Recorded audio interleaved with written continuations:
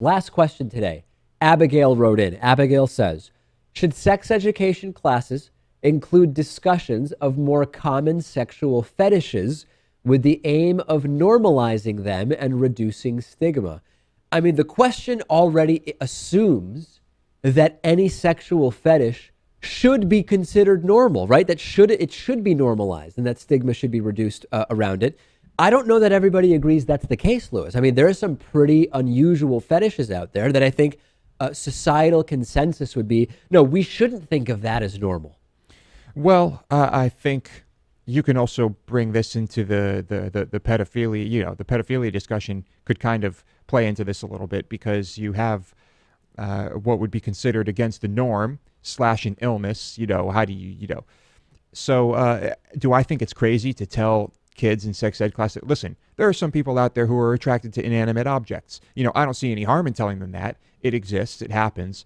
And might it help, in the future if they meet someone like this or if they hear about someone like this, perhaps if they are aware of it and learn that it's just a state of mind or a condition, a mental condition, if you will, they might not, I don't know, persecute that person for it, or I don't know. Is it a good thing overall?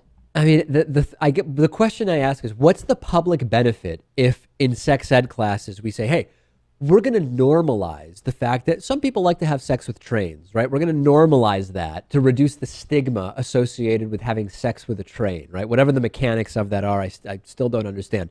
Or we're going to teach people that, hey, some people, in order to be sexually fulfilled, before they engage in sexual intercourse, they've got to build a deck outside their house or something, right? Whatever it is, how do we come up with the list of like, here's the fetishes that we're going to normalize and destigmatize?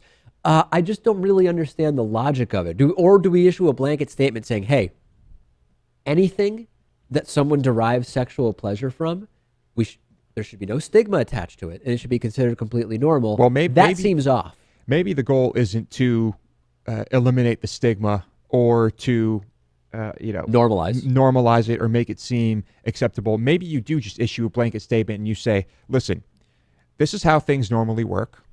And there is a range of people with, a range of sexual preferences. And some people like feet. And some people like cars. And some people like, sofas. I mean, you can issue that statement without trying to destigmatize or normalize any of it. But you know what the obvious problem with that is? It's the thing you said at first. Here's the way things normally work.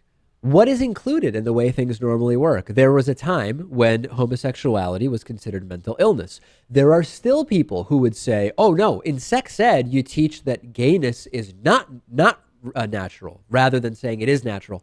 So how would you ever get consensus about what it is that we're supposed to teach? Is here's sort of like normal sex ed, okay, about how things work, as Lewis says.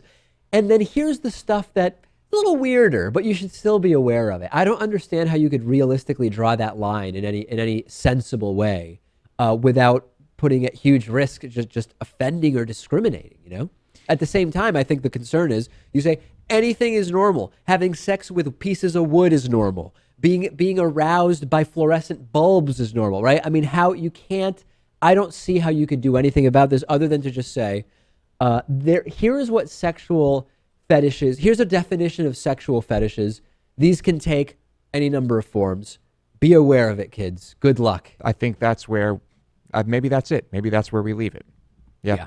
I don't know. Send me your thoughts on that. What should be done with regard to sexual fetishes in sex education classes? We have such a great bonus show for you today. Sadly, I'm out of time. I can't tell you what is on the bonus show, but if you're a member, sign up at davidpakman.com/membership. You'll find out soon enough.